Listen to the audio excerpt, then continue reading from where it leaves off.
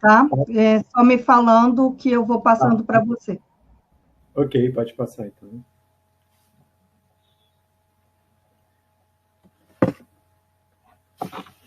Que eu não estou visualizando. Aí, tá. Então, assim, antes do Covid, né? Como é o contexto desse mundo antes do Covid, né? A gente vive cada vez mais um mundo que está numa velocidade que a gente não está quase que acompanhando, né?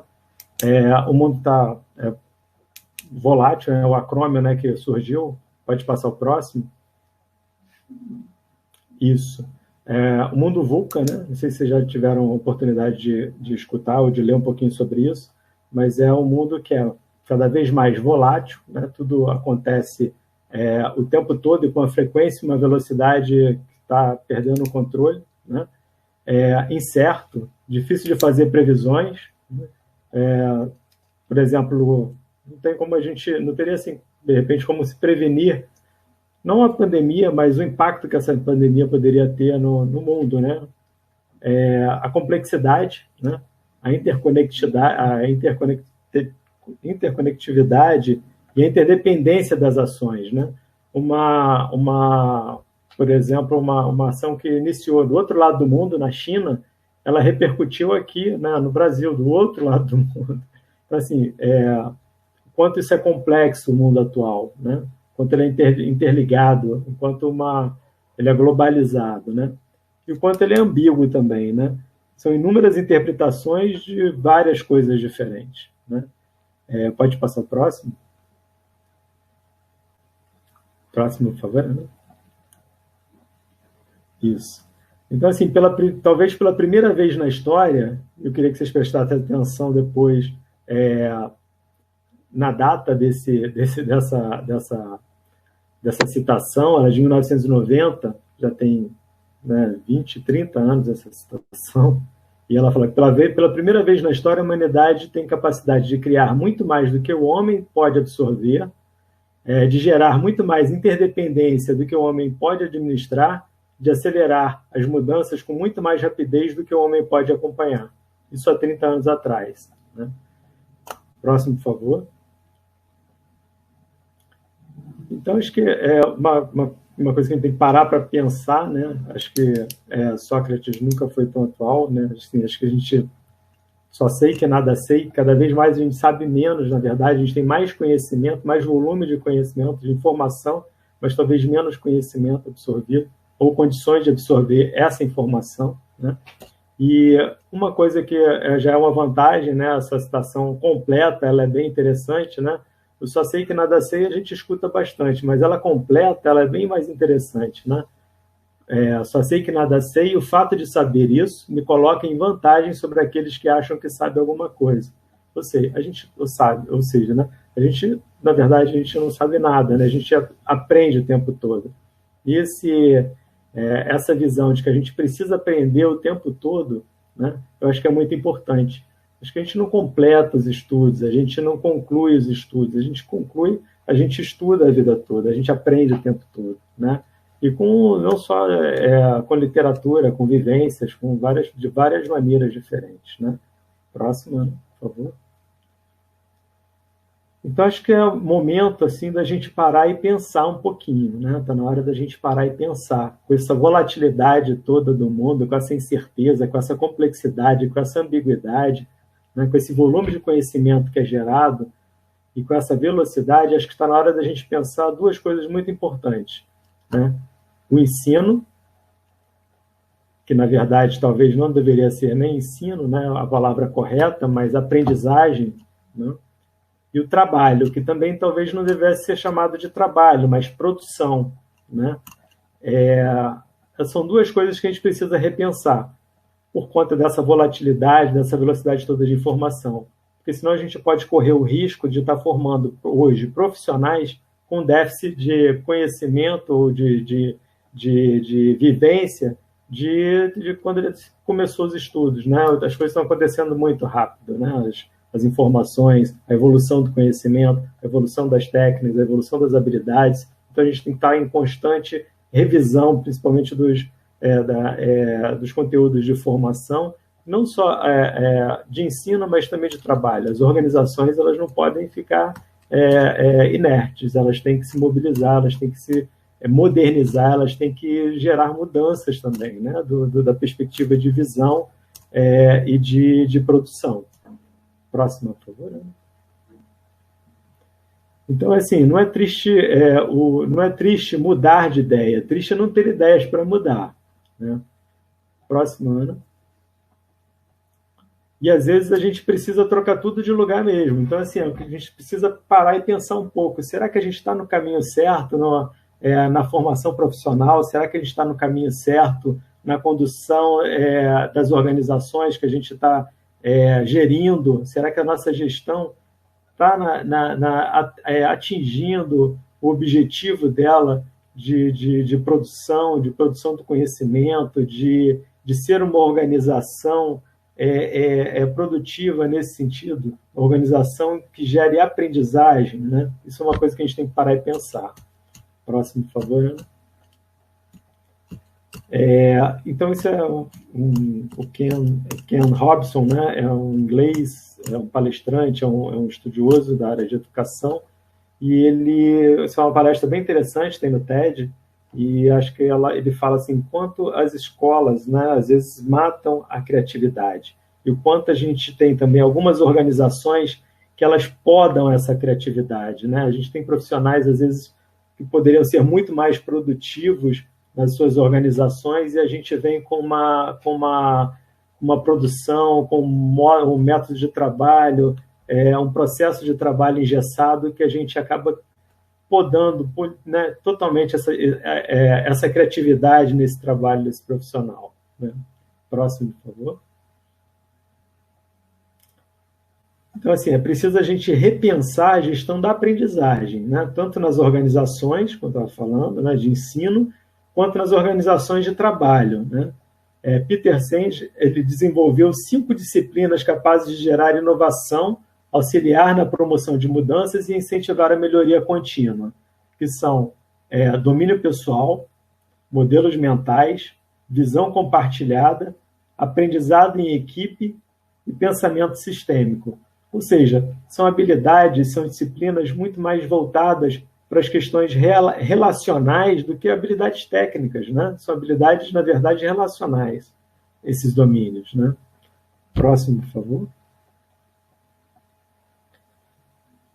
Vamos falar um pouquinho discutir um pouquinho de tecnologias em saúde, né? Qual é a perspectiva de tecnologias em saúde? O Rafael já abordou um pouco essa parte, mas acho que vale a pena a gente revisar alguns conceitos aqui que a gente vai estar falando de tecnologia. Próximo, por favor, Ana. As tecnologias do cuidado, né? A tecnologia do cuidado é tudo que é utilizado como instrumento para levar cuidado a outras pessoas, né? E dessa forma, o próprio profissional ele pode ser considerado uma tecnologia em suas interações, né? O conjunto de seus conhecimentos e habilidades, a maneira como ele interage com o usuário, bem como as estratégias utilizadas na operacionalização do cuidado, são tecnologias do cuidado de saúde. Próximo. Então, de acordo com o Merri, né, as tecnologias elas classificam, né, em leves, duras e duras, né? No conceito de leves, a gente vê as tecnologias aí relacionais, né, tecnologias de relações, que são produção de vínculo, acolhimento, gestão de processos de trabalho, né? As tecnologias leve-duras, que são os saberes estruturados, né, que operam no trabalho de saúde, como a psicanálise, por exemplo, a epidemiologia, os fundamentos teóricos de enfermagem, por exemplo, são tecnologias leve-duras, né? E as tecnologias duras, que são os equipamentos, né, os equipamentos tecnológicos, as máquinas, as normas, as estruturas organizacionais que a gente produz, né? Próximo. Agora, falando um pouco assim de como que essa criatividade, né, como essa inovação, como isso acontece, como ela se produz, né, aí um momento de criatividade, de inovação. Eu acho, pelo menos na minha experiência de vida e profissional, a diversidade ela é sempre um dos elementos que mais gera criatividade e oportunidade de inovação, né? Isso acontece na minha vida pessoal, no trabalho e tal. Eu acho que esse é um conceito que é meu, na verdade, né? Estou dividindo com vocês, mas eu acho que é um conceito interessante. Próximo, por favor. Então, a gente, assim, acho que a gente não cresce quando as coisas ficam fáceis, né? Quando a gente tem alguma dificuldade, uma adversidade, né? Que a gente enfrenta, e esses desafios a gente começa a crescer. Próximo, por favor. Aí eu queria apresentar para vocês, esse foi um momento de adversidade criativo, né? Que me levou à criação. Eu estava na faculdade, já está na faculdade mais ou menos, acho que no 5º período, isso foi em 1990 e poucos, 92, e eu estava sozinho em casa, meus pais tinham viajado por uma semana, e por acaso o chuveiro lá de casa queimou resistência. E nessa época eu ainda não sabia trocar a resistência do chuveiro. Então eu não gosto de tomar banho frio, né? Então eu aqueci pensei, como eu vou tomar banho, né? Eu não gosto de tomar banho com água fria e tal. E eu aqueci um balde, água, botei num balde, coloquei no armário do lado de fora do banheiro, né? E pelo basculhante eu passei a própria borrachinha do chuveiro de tomar banho, eu coloquei dentro do balde e aspirei e tomei banho com aquela água quente, funcionando direitinho a chuveiro. E esse momento de adversidade, esse momento meu de crítico, me levou à criação desse projeto, né, que foi, na época eu ganhei um prêmio na faculdade, um prêmio Leon Gruber, tirei primeiro lugar na categoria acadêmica, um prêmio em valor em dinheiro, que na época deu para trocar um Fusquinha 66 por uma Fiat 147, mas esse carro foi o carro de higiene para pacientes acamados, né? Esse é um desenho, o protótipo dele, né, o desenho dele. E era um modelo de utilidade, foi pedido patente dele, né, um modelo de utilidade. Eu tenho esse pedido de patente. Em cima, ele é um reservatório de água, né, a água fica aquecida, ele tem a oportunidade de fazer ele tem um coletor dessa água, né, tem as borrachas, tem superfície de trabalho, né, e foi feito um protótipo dele também, né. Próximo, por favor. Esse é o pedido de patente, né? O modelo de utilidade, são os desenhos técnicos do modelo de patente. Quem tiver curiosidade, quiser procurar, é carro de higiene para pacientes acamados. Próximo. E eu fiquei assim bastante feliz quando eu estava fazendo o mestrado, né? Um dos trabalhos que me foi apresentado para avaliar na época do mestrado foi a produção tecnológica brasileira na área da enfermagem nos últimos 20 anos. Esse trabalho data de 2008, né? E o meu mestrado eu fiz em 2012, e apresentava toda a produção científica da enfermagem nos últimos 20 anos. São várias tecnologias que foram solicitadas patente, né? E próximo, por favor, Ana. E meu modelo de utilidade era o primeiro trabalho, né, que estava apresentado nesse trabalho que eu estava avaliando, né, o carro de higiene para pacientes acamados, e fiquei muito feliz na época com essa oportunidade de ver esse trabalho ali representado, né. Próximo. Aqui, engenheiro de produção, eu liguei para o autor do trabalho e pedi ele que ele fizesse a correção, na verdade, enfermeiro, que foi feito esse modelo. Próximo. E foi uma surpresa para mim, agora já na gestão da divisão de enfermagem do HU, receber um e-mail de um representante comercial fazendo uma venda de um carro de higiene para pacientes acamados, e na descrição do carrinho, né, do carro de higiene para pacientes acamados, desse modelo, ele usava praticamente as mesmas fundamentações ou fundamentos que eu dava para a apresentação do meu modelo de utilidade, né? Na época, eu estava no 5º período da faculdade, acompanhei a publicação do projeto durante um tempo, mas acabei não levando até o final, até a produção e tal, né? E eu, depois de mais de 20 anos, eu vi esse trabalho publicado, quer dizer, esse modelo aí sendo apresentado. Próximo, por favor. e me levou assim um pouquinho, fiquei um pouquinho assim apreensivo, né, com o valor que ele estava sendo comercializado, né, tinham sido vendidos 3 para um hospital do Exército no Amazonas, no valor de 238 mil, 3 carrinhos, é quase o que eu ganho por ano num dos meus empregos, então eu fiquei assim, um pouco... Próximo, por favor. Próximo. Então, assim, os ambientes de adversidade, né, um ambiente que é muito comum para mim, eu passei mais, ainda passo, né, eu tenho mais de 25 anos de experiência em terapia intensiva, em unidade de terapia intensiva.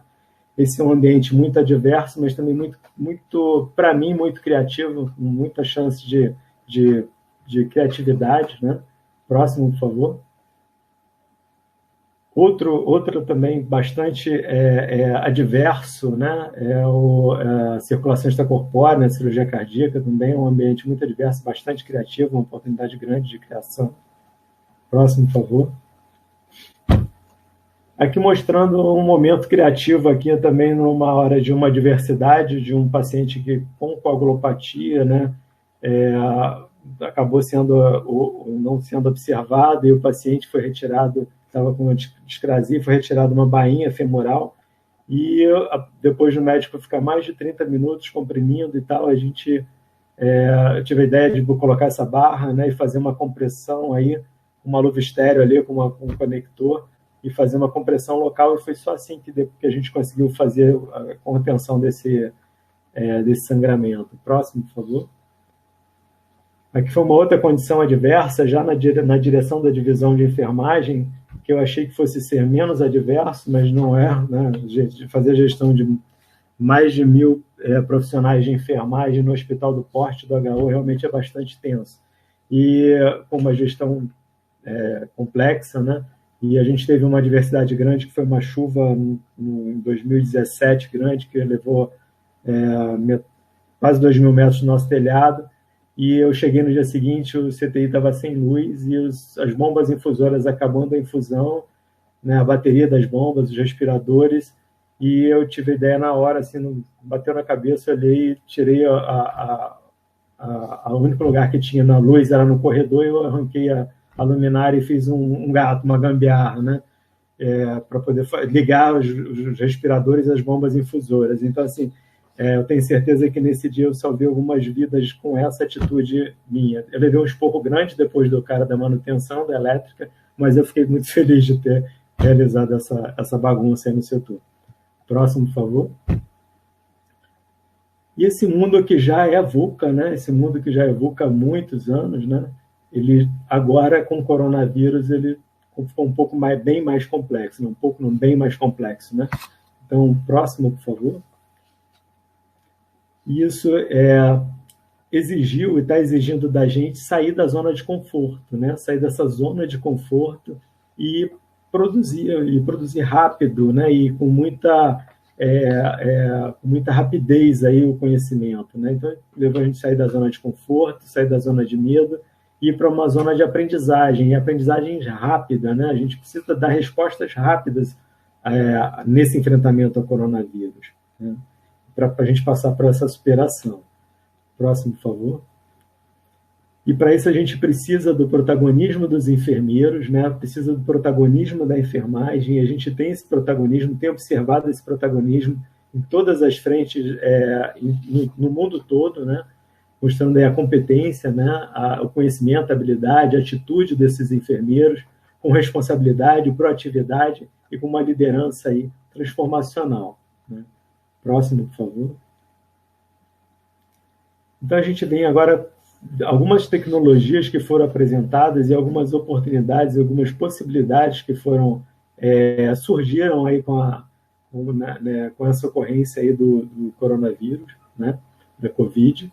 Então, uma delas aí é essa cúpula de acrílico que vem sendo utilizada em alguns centros para minimizar o risco de contaminação por aerosolização de vírus, né, no ambiente, aí, consequentemente contaminando os pacientes, né?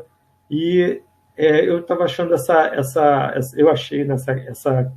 cúpula ela é boa, né, até certo ponto. Algumas pessoas estão elogiando, outras estão com dificuldade de realizar o procedimento pela abertura que se passa o braço e tal.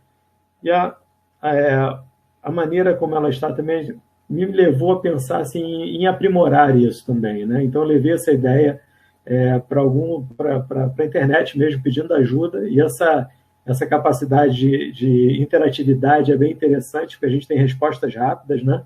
Eu procurei assim, qual seria uma outra oportunidade, e pensei assim, pô, se a gente produzir vácuo dentro dessa cúpula, talvez a gente minimize essa dispersão. E pensei nessa caixa que é utilizada aí como luva de vácuo, que é utilizada em laboratórios, que seria uma possibilidade. E consegui ajuda, né, com essa apresentação de um engenheiro do próprio HU, que também me ajudou a fazer um protótipo aí, utilizando aí aspiração nessa câmera, e aí a gente bolou um protótipo e também está estudando aí. A gente conseguiu fazer um fluxo laminar com essa aspiração, ficou bem interessante, ficou bom o resultado que a gente conseguiu. Só o único problema que a gente tem, né, que a gente está ainda tentando resolver, é a utilização de filtro filtro desse ar que a gente está aspirando de dentro da cúpula nesse momento, né? Próximo, por favor. Outras produções, essa daqui me parece que foi um fisioterapeuta que teve essa iniciativa, acho que do Amazonas, se não me engano, e fez uma cúpula também.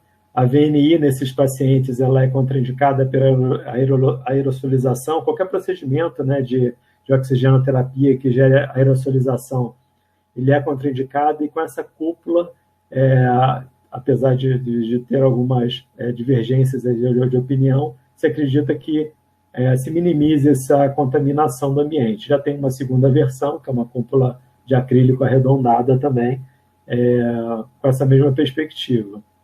Próximo, por favor. Esse é um capacete, na verdade é um helmet, né, que ele já tem essa produção, ele já é produzido, a gente viu isso em alguns vídeos que passaram na Itália, ele foi utilizado na Itália nessa perspectiva, é uma ventilação não invasiva, né, com menor chance aí de dispersão de vírus também no ambiente, né, no capacete. E a partir desse modelo italiano tiveram duas iniciativas, uma da USP, que é essa em cima à direita, que parece que ganhou o nome de escafandro, né, que realmente parece um escafandro, e essa figura no centro, embaixo, que foi um trabalho da Universidade, se não me engano, de Pernambuco, Universidade Federal de Pernambuco, que também desenvolveu um modelo semelhante aí. Um outro modelo que foi desenvolvido na Itália, que a partir de uma máscara de mergulho também, desenvolveram uma válvula que permite a ventilação, ventilação não invasiva, com maior segurança também, gerando menos aerosolização. São algumas iniciativas aí decorrentes do coronavírus. Próximo, por favor. Aqui são dois modelos de ventiladores mecânicos que estão sendo desenvolvidos, né? Esse modelo à esquerda é um modelo que está sendo desenvolvido na USP, é um modelo que tem um padrão de volume, ele é uma compressão que é feita do ambu e ele ventila o paciente. E o da direita aqui, que é um ventilador que está sendo utilizado, está sendo desenvolvido pelo UFRJ, já até fez alguns testes lá no HU, in vitro, né? Testes na nossa inaloterapia. Ele é um ventilador de exceção, é um ventilador assim, que não é um ventilador de escolha, é um ventilador de resgate, na verdade, né? É um ventilador pressórico, né? Ele trabalha com pressão. Né? E são duas iniciativas aí de ventiladores mecânicos, já tem outras, a USP também, a UF também tem outras iniciativas, tem várias iniciativas aí nesse sentido. Próximo, por favor. 5 minutos. Lâminas também de laringoscópio, né? De laringoscopia também estão sendo desenvolvidas, impressas em 3D.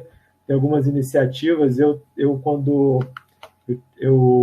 Essa do centro aí do laringoscópio, retirando a lâmina, né? Foi uma iniciativa que eu passei, inclusive, para a anestesia do hospital, né? Você consegue, com uma câmera, né? Uma câmera de catéter, tipo catéter, né? Uma câmera de inspeção, na verdade, de engenharia. E ela é adaptada ao laringoscópio, né? A lâmina de laringoscópio, ela vira um videolaringoscópio, né? E ela já está sendo feita também em 3D, só para a gente comparar assim, em termos de preço, ela já é vendida inclusive na internet. Só a lâmina, a impressão da lâmina 3D, ela custa R$ 87. A câmera ela custa 29, alguma coisa, R$ 30.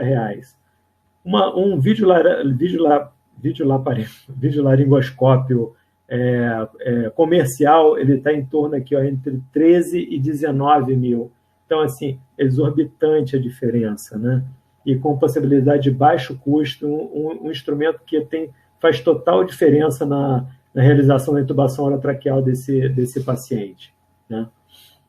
Próximo, por favor. A impressão de máscaras de protetor facial em 3D, vários centros estão produzindo, né? Faz grande diferença aí na proteção, como EPI aí dos profissionais. A direita foi, antes dessa impressão aqui, a direita foi um modelo meu, de um óculos de proteção adaptado em um óculos, eu fiz uma protetor facial também. Tá? Próximo, por favor. Aqui a produção, alguns produtos também aqui, né? A gente produziu um manual, né, de sistematização da assistência de enfermagem nas unidades de tratamento intensivo COVID-19, né? São as unidades de tratamento do HU, a gente montou um manual, né, de sistematização. A escola de enfermagem vem colaborando muito com a gente também, a escola de enfermagem na NERE. Escola de enfermagem, a gente tinha pedido para ela fazer um infográfico aí da situação de atendimento à recuperação cardiopulmonar, né, no contexto Covid, e ela fez para a gente um infográfico excelente. Uma outra iniciativa que eu encontrei também na internet, publicada essa semana por um amigo, foi esses emotions para comunicação de pacientes traqueostomizados, né, uma tecnologia também visual, né? Então, são exemplos de tecnologias que a gente tem produzido, que a enfermagem tem produzido, né? Próximo, por favor. Esse é um aplicativo para celular, um app do HU também, foi desenvolvido pelo enfermeiro Daniel. Tá? O aplicativo está disponível para iOS, né, para Android e tal.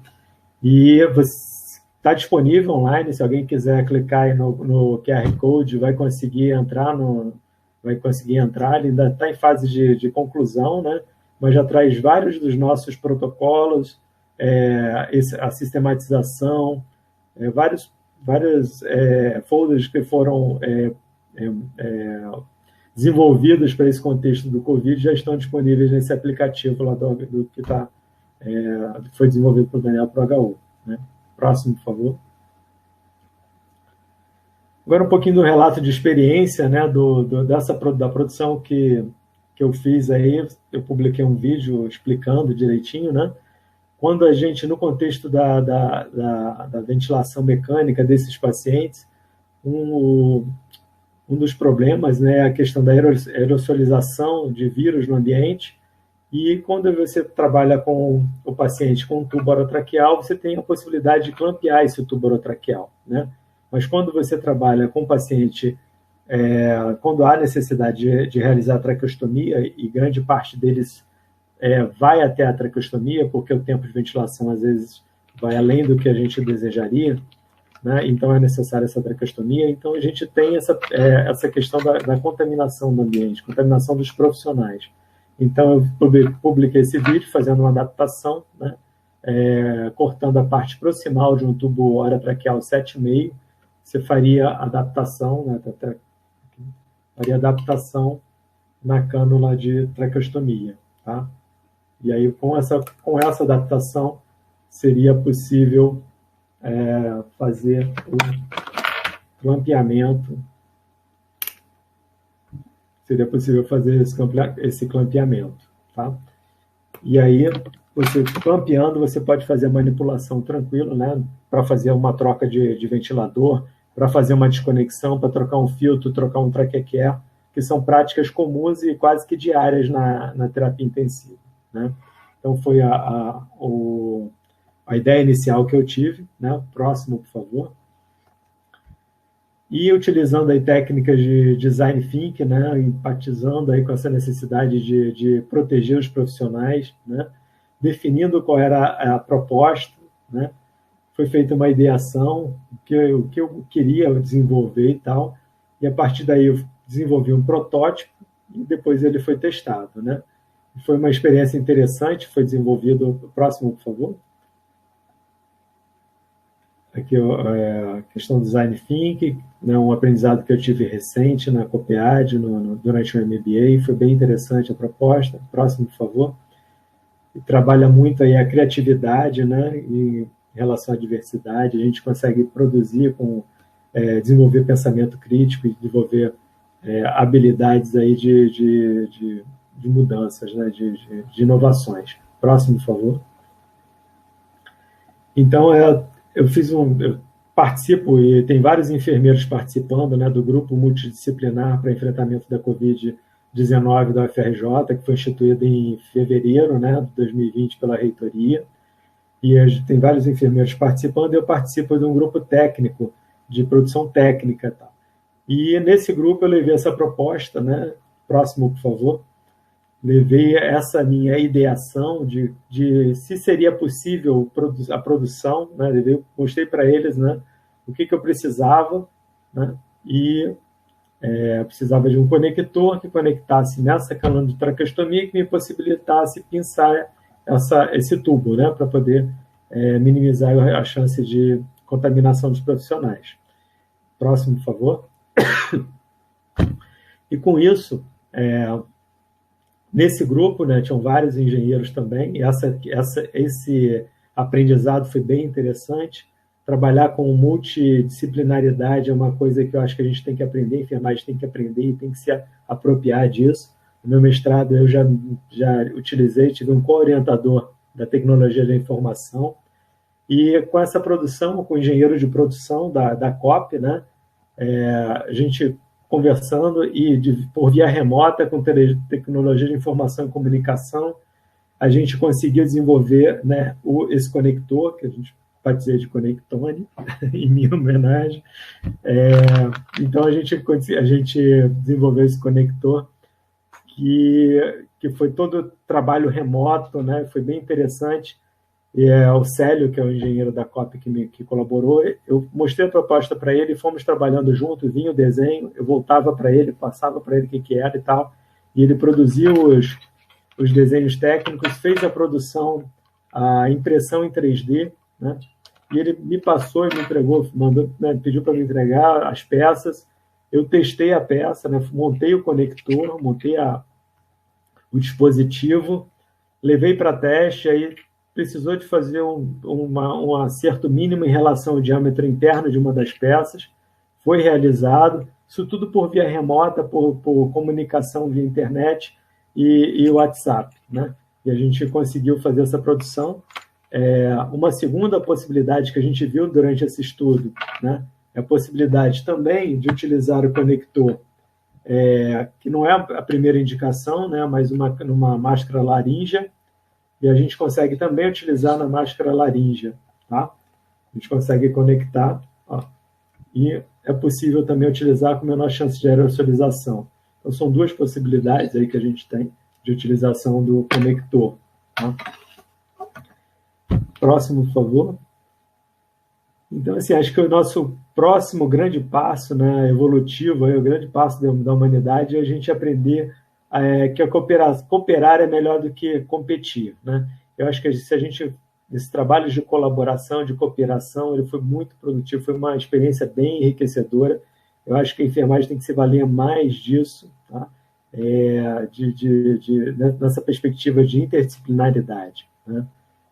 Próximo, por favor. Esse é o Célio Albano, que é professor da COP, né? Engenheiro, professor da COP. E Eu só conheço ele por WhatsApp, ainda não tive a oportunidade de cumprimentá-lo pessoalmente, mas a gente já produziu aí um artigo, né, que já foi aceito para publicação, contando o relato de experiência dessa produção, né, utilizando o design thinking, a via remota, para poder a gente fazer essa produção. E a gente está encaminhando agora para pesquisa no HU em relação a dispositivo, né, e também na Anvisa, como dispositivo de assistência à saúde. A gente está preparando aí para submeter ao Comitê de Ética do Hospital, iniciar, para a gente poder possibilitar logo a utilização né, fazer os testes necessários. Já foram feitos alguns testes de adaptabilidade, esterilização e tal. Agora a gente tem que ver realmente o teste dele na prática, né, para a gente poder liberar logo ele para uso. Próximo, por favor.